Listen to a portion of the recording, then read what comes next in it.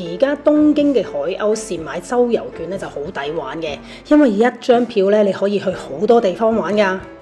可以去豐洲市場度食海鮮，跟住再去台場度影高達，然後再去睇 Teamnet Palette 嘅展覽，最後再去新橋站試埋呢間食蟹嘅專門店，正啊！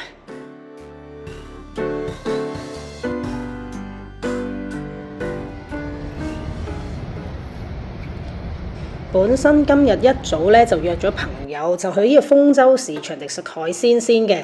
唉，我哋兩隻嘢咧，尋晚就飲多咗啦，所以就唔肯起身，所以下晝先至喺台場集合睇高達。朋友仔啊個個都未睇過，大家就覺得好新奇，咁確實又真係幾震撼嘅。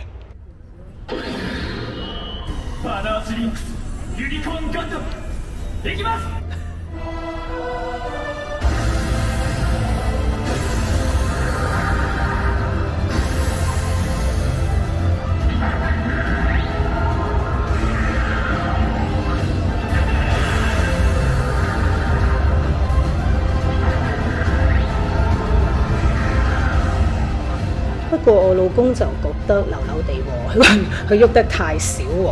不過我覺得打下卡又幾得意啊！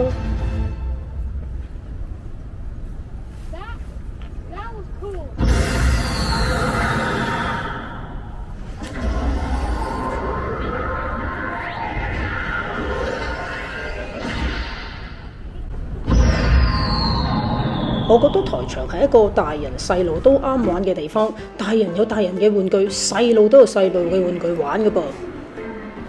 好似呢個叮當展覽會咁樣啦，哇！啲細路入到嚟真係好開心㗎。哎呀，我又出賣年齡添，而家細路係叫佢做哆啦 A 夢㗎。不過我覺得都嗌佢做叮當會親切啲，裏邊咧有好多唔同嘅體驗嘅。呢個就係感受下竹蜻蜓嘅威力啊！打完卡唔少得嘅，梗係 Souvenir Shop 啦。唔係又點會整咁多嘢俾你影相啊？係唔使錢入場嘅，咁梗係要賺你啲買嘢錢啦。不過佢啲 Souvenir 又幾得意喎，多咗好多啲新款嘢，唔老土嘅喎。係喎，幾靚啊！呢個少嘛就呢一嚿入。呢系列嘅碟都幾靚喎，埋花套都唔錯喎。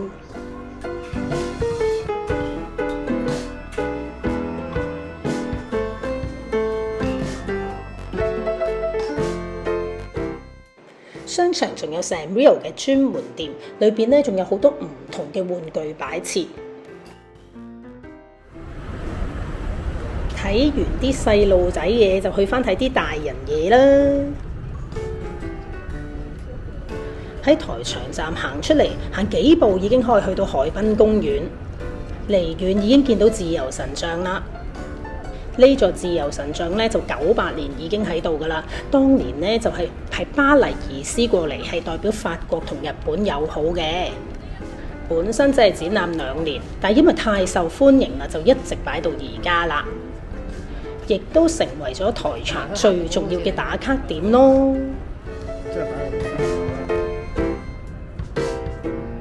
咁自由神像再配埋後邊嗰條彩虹橋，確實又真係個景非常之好嘅。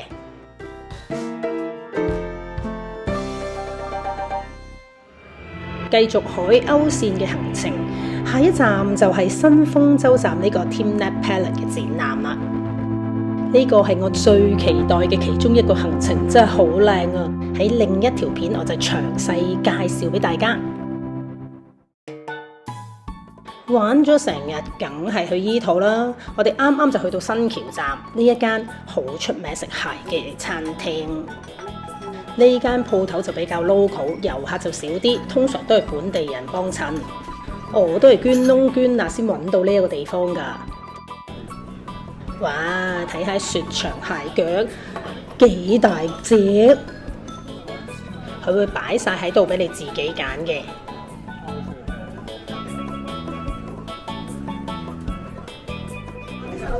仲有活嘅毛蟹啊！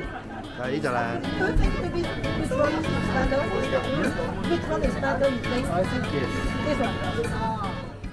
我啱啱就問阿靚仔哥哥邊隻肥啲靚啲，佢就介紹俾我聽話呢隻喎。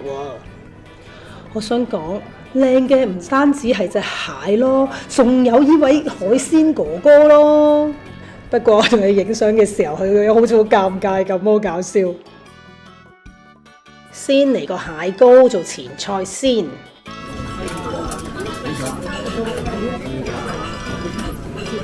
哇！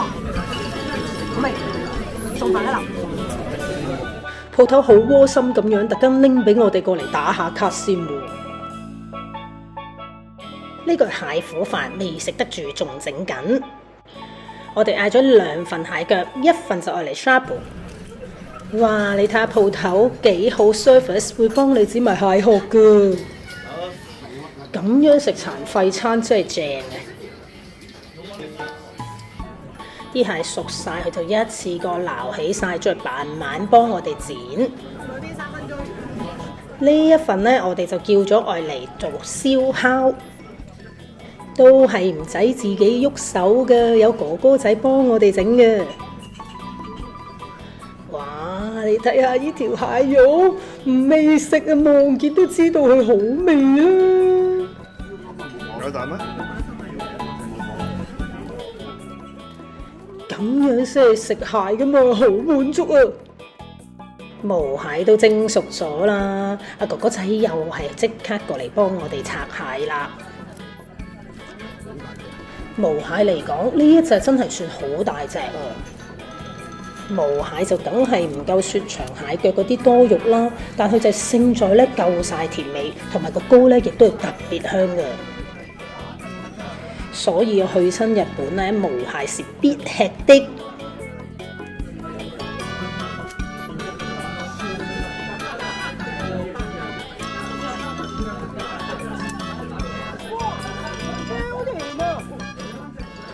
啲肉白雪雪，蒸得啱啱好啊！毛蟹就梗係唔少得食蟹膏啦，哇！嗌個白飯愛嚟餸就正啦，哇！連個苦飯都有得食啦，完美嘅一個蟹宴啊！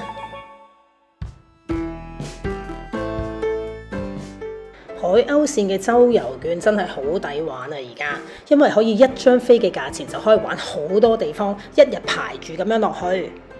而新橋食蟹嗰間鋪頭，我真係 highly recommend，真係好正㗎。